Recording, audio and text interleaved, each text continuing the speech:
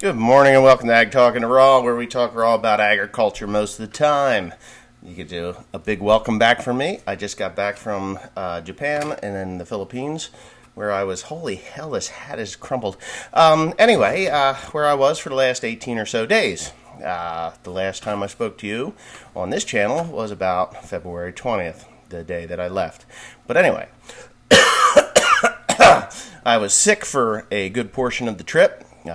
We flew into Japan from the Philippines. Well, actually, from New Jersey or from New York, JFK, we flew to Taiwan.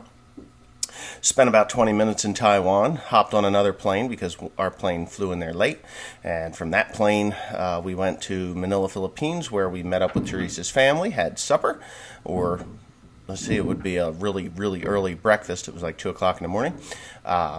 Hung out with her family for an hour or so, drove back to the airport in Manila, and then we hopped on an airplane the next morning to go to Tokyo, Japan, where I rented a car, and we drove all over. But on the plane ride, there was a woman directly behind me that was coughing and hacking and carrying on like there was no tomorrow, and she didn't have one of those little Asian masks, that you see them all wear, which would have been nice if she had done that, because it probably would have prevented me and Teresa from becoming sick. But you know what? That's just the way the cookie crumbles, I guess. If I could go back in time and smack that bitch, I would. Because she ruined a fair amount of our vacation. As a matter of fact, about a day and a half in Japan was really me being very sick. And I mean, to the point where I could barely drive. It was awful. And if you know anything about driving in Japan, you're on the wrong side of the road and everything's backwards. But very courteous drivers there. That's one thing that I did discover. And then about 7 days in the Philippines, I was pretty, between me and Teresa, we were both ill, and I still have the cough from that trip, because I say I got tuberculosis, for God's sakes. But you know what? Some people are just not courteous enough to, cover their mouth, put their head in a pillowcase or something to prevent other people on the airplane from getting sick. And I just wonder how many people got sick from that one diseased bitch that was on the airplane. But that's enough of me talking about that. But I do want to talk a little bit about Japan agriculture and what it's like in Japan. I know a lot of people don't really give a shit what it's like in Japan. I really didn't give a shit what it's like in Japan too much until this trip that we planned and we actually executed. I was definitely shocked and blown away by what I saw in Japan. I always felt that Japan was this lush green landscape of agriculture, hillside agriculture, and flourishing towns and cities and things like that. Well, I will show video on One Lonely Farmer channel of what I saw of the agriculture in Japan. Now, the last day that I was there, I actually was in the area where the tsunami had hit. Inadvertently, I did not know that I was going to that area, but Teresa just so happened to have a friend who was married to the son of a farmer. A retired farmer now, because their land, their house, and everything got swept away in the tsunami. And we actually got to go visit the government housing that they live in now, because they're not going to rebuild their home until the threat of another tsunami has long since passed, which could be another 3 years. They're expecting. I mean, they're not saying, oh, this may happen again. They're saying this is going to happen again, and the threat of this won't be up for another 3 years. So, with the threat of a tsunami, they're not rebuilding their houses. It's not to say that some people haven't, because I did see houses while I was there, built in the tsunami zone, and there were a lot of structures that were rebuilt, but still a struggling agricultural community there in Japan. I was a little bit disturbed as to how the Japanese farmers are treated. And boy, my hat's got a little bit of a mess here. What is going on here? Not that it matters, but that's some of the cough that I still have left. Very salty flavor to it. Ugh, it's bad. But anyway, yeah, I was a little bit, shocked that because Japan is only only 20% of Japanese mainland is agriculture. At least maybe it's the whole of Japan, all of its islands and everything. It's only 20% agriculture, and what I saw was huge city, then absolute desolate nothing. And up around Mount Fuji, there was some agriculture up in there, mostly just a bunch of old junk equipment that they were using. I mean, if anybody's from Japan and is watching this, maybe I went to the wrong area. I don't know. But I can honestly say that up near Mount Fuji, I only saw a couple of recent new tractors and pieces of equipment. They're driving old trucks and things, just kind of like some of rural America where the land isn't so rich, and the commercial farming, I say commercial farmers, the investment farmers haven't purchased all brand new equipment with brand new pickup trucks and hired the farmers that they bought their land out from under. And I didn't see much tractor size-wise up in the countryside that was more than 20, 30 horsepower. The one dealership that I did visit, and you'll see that on the One Lonely Farmer channel, those tractors were old, and it was rental. Everything was rental. The little combine and stuff, the little combines, all that stuff was rental. Very small fields. If you followed my Instagram on One Lonely Farmer Instagram, then you would see what I saw. Field-wise, size and everything. But anyways, that's enough about talking about this agricultural vacation that I had, and I did. I love the agricultural side of these trips that I take, and a lot of it, either it's World War II history that I go to see, which I did see in Japan. I went to Hiroshima, as most people call it, but Hiroshima, and I saw where they dropped that atomic bomb and the devastation and the awesome power. And when I say awesome, I don't mean like, oh, that's awesome. No, I'm just like the holy awesome power of this bomb, and how it just totally wiped an entire community off the map. And when I say it wiped it off the map, I meant it is gone. There was nothing left. I mean, it was just splinters. Castles that were hundreds of years old, cedar that was, hundreds of years old, just completely obliterated. The burning bodies that were in the moat, and just people trying to get away from the heat of this thing.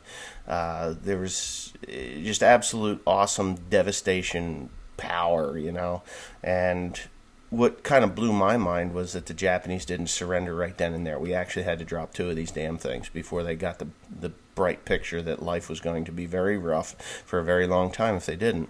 That's just the tenacity of the Japanese mindset. They were just, we're going to fight this war and we're not going to lose. We can't lose. We haven't lost in 300 years and we're not going to begin losing right now, even though they were done before those bombs were even dropped. But that's just the things that I went over there to see. But right now, I'm going to start reading and answering some of these questions that have been on people's minds for the last 3 weeks that I've been away. First one. Hi, what do you think about the Right to Repair Act? It's going on at the time, and could you talk about it the next time? The right to repair. We all have the right to repair our stuff. What we don't have the right to do is actually modify or get into the computer systems that allow us to allow the dealer to diagnose. So if you are mechanically inclined and you know these machines very well, you don't need that computer. But the Right to Repair Act, when you purchase a piece of equipment, you should purchase everything about that piece of equipment, which also includes the electronic data and all that jazz that goes with it, because as modern equipment evolves, the machines themselves, the iron and the metal workings of this machine, really they evolve very rapidly, right along with the electronics, with precision and the timing of it, and tools that go along to repair these things, which have not been available to general public very easily. I have tried to purchase parts and pieces from John Deere, specialty tools from John Deere for years, and unsuccessful. Like, they would intentionally give me the wrong tool or sell me the wrong tool and then say, well, you got to pay a restocking fee because we don't normally sell those items, even though they were the wrong items to begin with. So it's been very difficult just to get the specialty tools from John Deere, let alone any cooperation on electronics.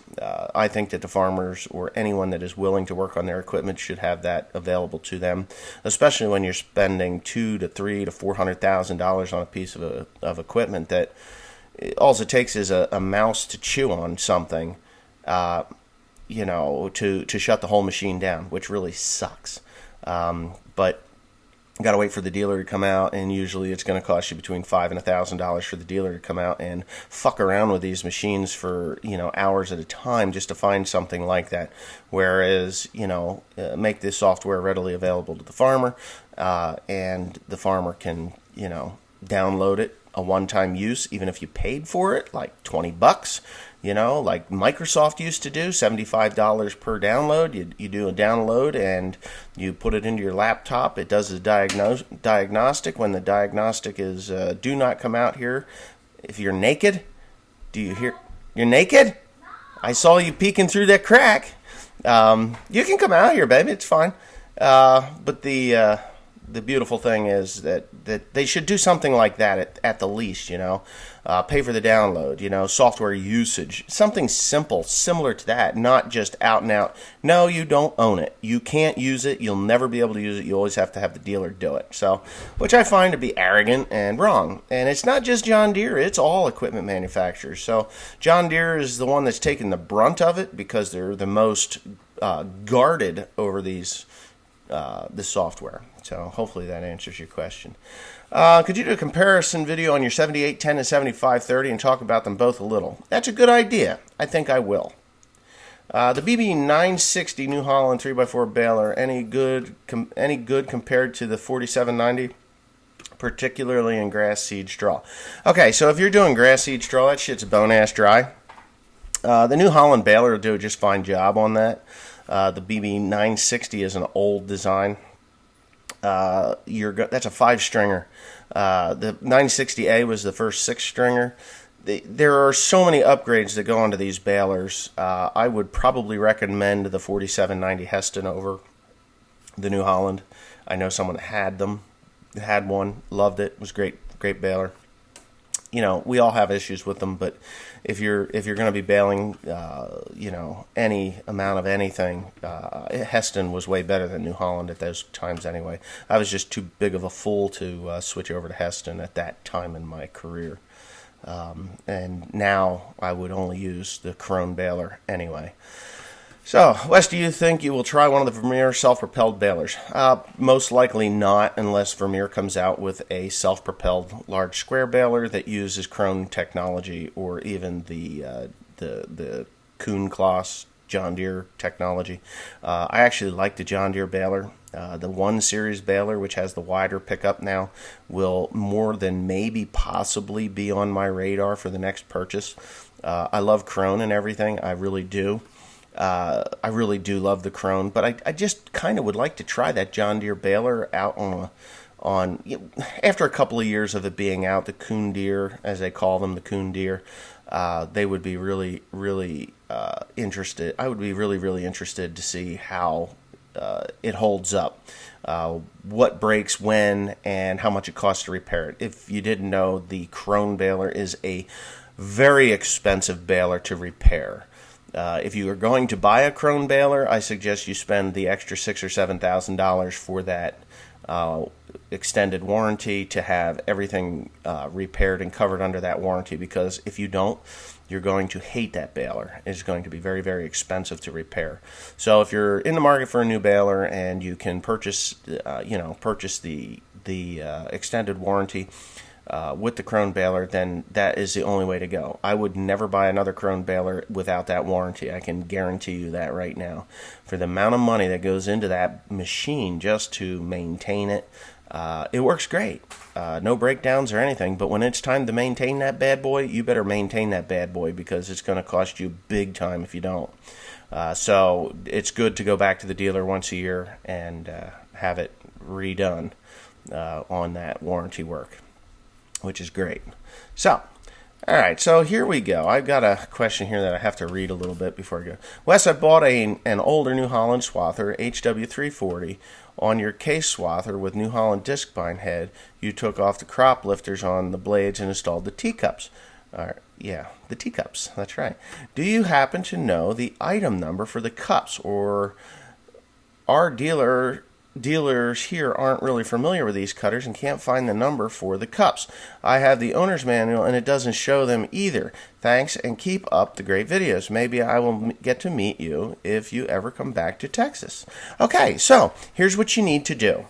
If you go to the dealer again, you can do the 1412 disc bind cutter bar shows those little teacups on there. The 1411 had the crop lifters. The 1412 is the time conditioner, and that's how I was introduced to them. So if you get from the 1412 disc bind, go to that cutter bar design, and those teacups will be on there. I call them teacups. I don't know what in the hell they're really called. They're just a bolt protector. You can even go to a Gale dealership and get those very same teacups for the Gale 2412. I think that's what mine is, a 2412. 2412 Hydra Swing. They're the same teacup. They will fit. They will work. You can do that too. I hope making all the staff of schools armed and trained doesn't make it more of a challenge for the sickos. Now, it won't make it more of a challenge for the sickos. I know that this is about the school shooting in Florida. It's not going to be more of a challenge for the sickos, because the sickos, they want to kill people. They don't want to be killed. They want to be in control of their own destiny, meaning they want to kill as many people as they can and then put a bullet in their head. At least most of them do. They usually do kill themselves, which, makes them go down in the history books and be more famous than the poor people that were killed by them. The media seems to glorify the murderer rather than the children who lost their lives, children and teachers who lost their lives. The person that actually does the school shooting should be referred to as John Doe or Jane Doe, in that weird experience that a woman or a female would actually go and do this type of a crime. They want to be in control of their own destiny, and if they know that they would be met at the door with lethal force from staff members, teacher staff members, ex-military, they won't go into that school. When you put a sign out there that says, hey, this is a gun-free school zone, you're going to go to jail if you get caught with a firearm here, that just means that it's easy pickings, man. And you load up and go kill a bunch of kids. And I personally would never use an AR-15 in a situation like this, ever.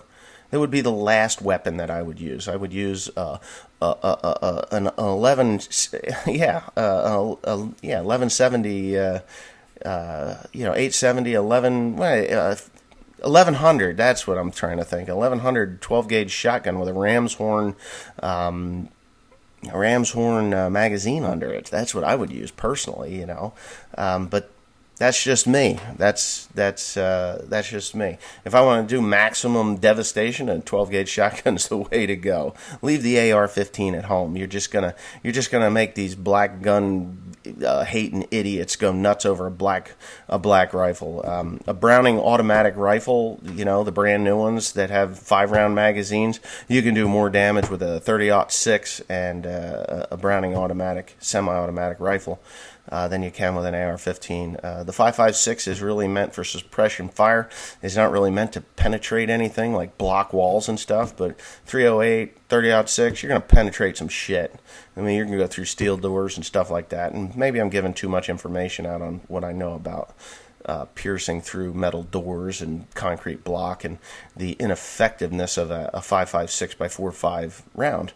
I have both, and if I want to go punch through some steel and some shit, I go for the 308, 30-06, M1 Garand, M14, that sort of thing, or M21 in the civilian form. Those rifles would definitely put more hurt downrange than a AR-15.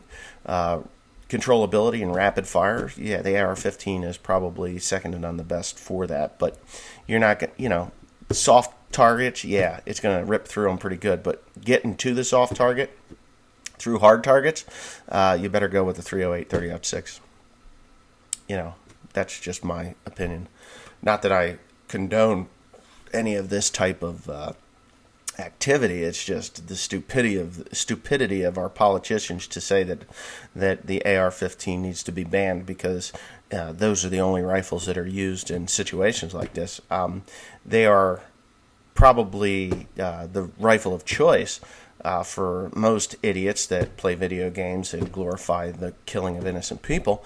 But yeah, I would go with something a little bit different. Something just a little bit different than that. All right, are you going to put a loader on the 8120 this winter? I don't know. I'm trying to get that together and done. So it's all a matter of money and how I can get my hay to market and get paid for it. That's just the way that goes. Police officers are assigned to schools in Rockford, Illinois. Yes, we have them here in New Jersey also. You don't see school shootings in New Jersey now, do you? And it's not because of gun control. It's because there is an armed New Jersey state policeman at the school. So there you go.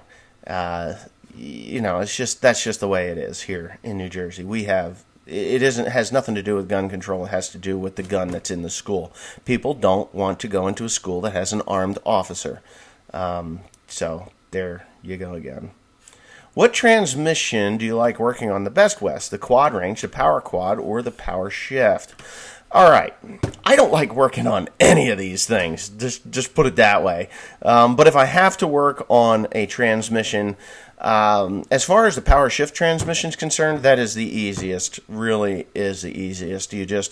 It's 4 bolts. You pull the bitch out of there and you slap a new one in. Or you can rebuild them. You can remanufacture them, as you say. Just repair the sections that are bad in them. I didn't do that with the 4960. I'm putting a whole new transmission in there. It was cheaper to do that or I say cheaper. It was the wiser choice to do that rather than to rebuild what I had because it was $300 more for a brand new manufactured one. Brand new. Over the remanufactured one from, say, Abilene Machine. So as far as that goes, the second best would be the Power Quad. That's a very easy transmission to repair. You just split that tractor apart, pull the front pumps off, and start going all the way back, and then just replace the clutch plates and discs and everything as you go.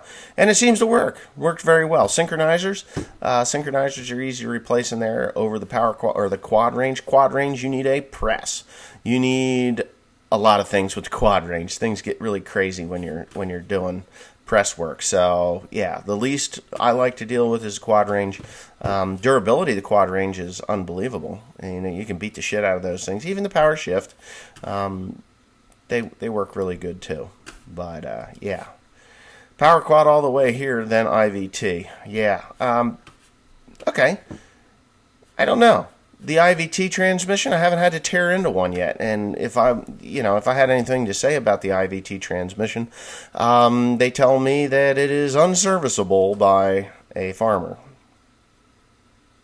Well, I think if I have to, I will tear into one, as long as the parts are available. They say just take them out, ship them out, and have a remanufactured one put in, put a remanufactured IVT in, which could very well be a very expensive deal. It's like $40,000 from what I understand. I really like the Power Quads. I'm asking along the lines of repairing them. I watched this video on repairing a 7410 and that sold me on upgrading from the Quad to the Power Quad. Full power shift scares me on repair costs. Now, the full power shift transmissions, they're not expensive to repair. They're expensive to replace. The Power Quad, same thing. Repair them. It's easier to repair them than to replace them. So you just buy all the giblets, you shove them in there, and you're good to go. All right. Pretty confident that any Muslims watching white guys talk about farming on YouTube can be counted using only one finger. That's funny. Brown fella's talking about buying a delivery truck semi-cheap or getting taxi license may get a few more. Let's see, what would that say? A few more views by this particular group. Those are just terrorists, Muslims are, not all Muslims are terrorists, only the hardcore nut job Muslim is a terrorist. So, yeah, that's just the way that is.